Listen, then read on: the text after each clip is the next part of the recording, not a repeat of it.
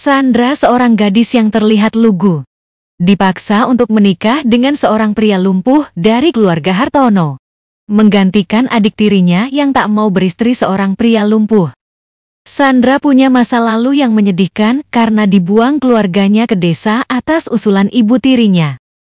Tapi siapa sangka Sandra senang bisa masuk ke keluarga Hartono. Karena ini titik awal baginya untuk melakukan balas dendam.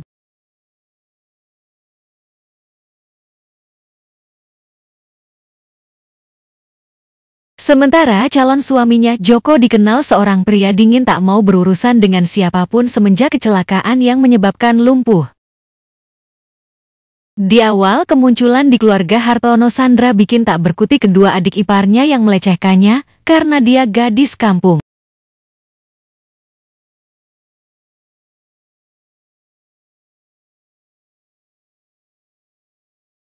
Karena hal ini menimbulkan simpati mertuanya, terutama ibu mertuanya.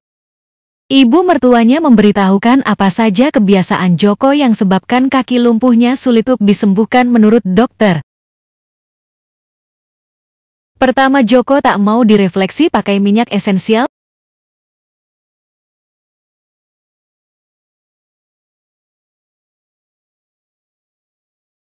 Kedua, malas tuh keluar rumah untuk refreshing. Ketiganya, malas berobat ke dokter.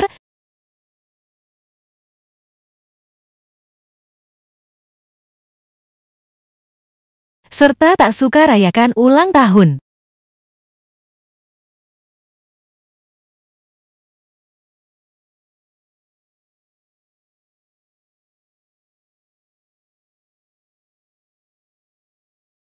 Satu persatu masalah tersebut dapat diselesaikan oleh Sandra hingga Joko bisa pulih kembali, dan Joko sehat bisa berjalan walau pada awalnya dicemooh oleh mereka yang tidak suka Sandra yang juga merupakan musuh bagi Sandra selama ini.